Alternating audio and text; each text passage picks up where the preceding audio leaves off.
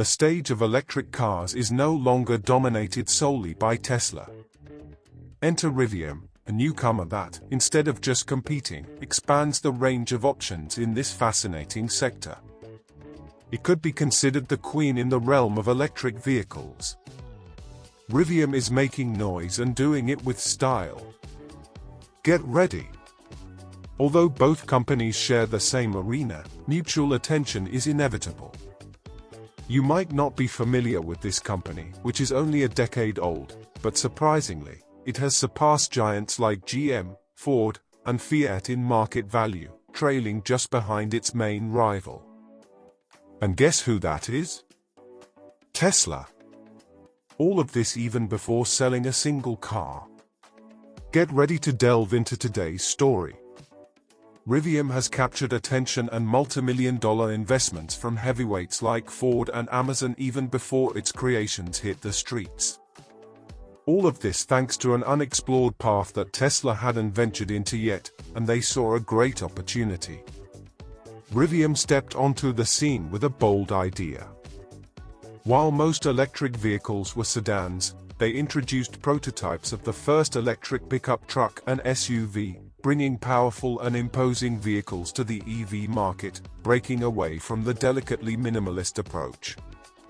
They made a tremendous impact in the market. Rivium had a thunderous debut on the stock exchange, valued at over $100 billion in a single day, surpassing even the histories of Ford and GM. Want to discover how Rivium achieved this feat and why it could be the next Tesla? I'll reveal all the truths and details in this video. Join me and hit that like button if you're enjoying it. Like any great startup story, Rivium's plot begins with the young visionary, Robert Sketing. At 27 years old, he was a car enthusiast from his childhood days, growing up as the son of an engineer.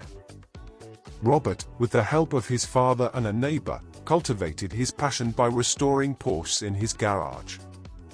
But there was more to Robert than just his love for cars. He also had a deep affection for adventure and the environment.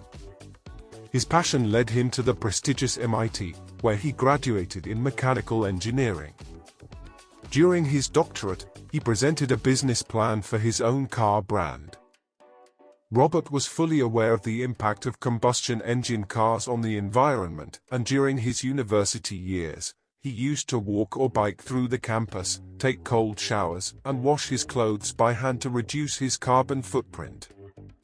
His thesis wasn't just a conventional business plan, it was the foundation of an electric vehicle brand. And so, Robert Sketing began building his team of experts, gathering around 15 colleagues from MIT, including former employees of Tesla, Ford, GM, and other brands. They met in a garage in Robert's hometown in Florida to sketch the first prototypes of what was then called mainstream motors. After some time, it transformed into Rivium Automotive and finally changed its name to Horrible, paying homage to the Indian River, a place where Robert used to sail. It's even the name of a river. Initially, the plan was to develop a compact, affordable, and hybrid sports car. However, due to limited resources, all they managed to create was the Blue Thing, later renamed R1. Even though it wasn't exactly what they had planned, the R1 sparked interest from some industry investors. Rivium received its first major investment proposal from a mysterious Brazilian investor. Together, they attempted to create a racing car prototype based on the Blue Thing, but the project didn't take off. You'll be surprised to know who placed significant orders with Rivium even before the grand launch. Stay with me, and I'll tell you in today's video. Amidst all of this, Robert started to question the company's prototype and realized he needed to do something different.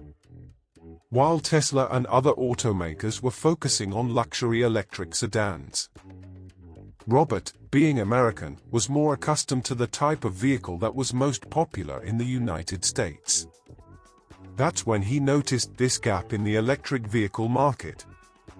Inspired by Robert's passion for adventure and Americans' preference for robust cars, Rivium redirected its focus towards developing pickup truck and SUV prototypes.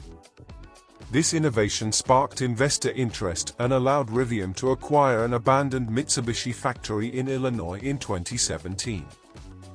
The $16 million deal, considered a bargain at the time, enabled the company to establish its first manufacturing center and expand its team to a total of 1,000 employees, all before selling a single vehicle or presenting a finished prototype. The moment of debut came at the 2018 LA Auto Show, where the two first Rivium prototypes, the R1T and R1S, were unveiled. These models, being the first electric pickup truck and SUV, garnered a lot of attention for diversifying the world of electric vehicles, which was predominantly dominated by luxury sedans. Both cars had a range of 400 to 640 kilometers and a payload capacity of up to 800 kilograms. They offered impressive performance, capable of going from 0 to 100 kilometers per hour in just 3 seconds. And if you have no idea what that means, it's as fast as a LaFerrari. After this presentation, investments poured into Rivium, totaling around $4 billion. And you won't believe it, but Amazon was among the investors, contributing $700 million and acquiring a stake in the company. Pressured to make Amazon more sustainable, Jeff Bezos secured a contract for the production of 1,000 Rivium electric vans by 2030. This vote of confidence from Amazon boosted Rivium's visibility, attracting more investors and providing a substantial cash flow for a company that had just come to life. Another giant that believed in Rivium was Ford itself, with a $500 million investment that preceded a planned $11 billion investment. Ford acquired a stake in the company and began collaborating with Rivium on the development of new electric vehicles. Thanks to these investments, Rivium expanded its facilities to California and the United Kingdom, with over 1,000 employees, all before selling a single vehicle. And you might be wondering, where does Tesla fit into all of this? Well, a lot has happened. The production of the R1T and R1S models was scheduled to begin in 2020, but, like many other things, the pandemic disrupted those plans, and production only effectively started in September 2021. But even in the face of this obstacle, the excitement surrounding Rivium never waned, despite the price that came with such notoriety. After all the anticipation and expectations, Rivium finally made its debut on the Nasdaq. On its first day, the company, previously valued at $66.5 billion, opened at $78 per share and closed the same day worth over $100 per share, elevating its value to nearly $100 billion in a single day. Rivium surpassed the market value of General Motors and Ford, trailing only behind Tesla, valued at over $1 trillion. But this meteoric rise didn't happen without reason. Rivium's entry into the stock market coincided with COP26 and a growing global interest in reducing carbon emissions.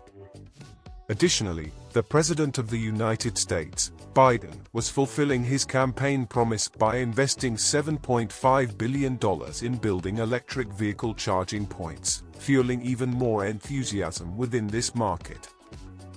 However, not everything was positive. Elon Musk himself predicted Rivium's downfall in an interview with the Financial Times, saying, "They're going straight to the bottom and trying to create a high-volume vehicle when they've never made a single car before.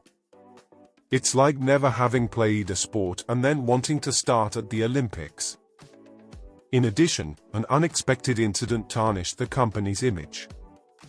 After making a deposit and waiting for 2 years for vehicle delivery, customers were surprised by a 20% increase in the pre-reserved car's price, which in some cases represented an addition of up to $15,000.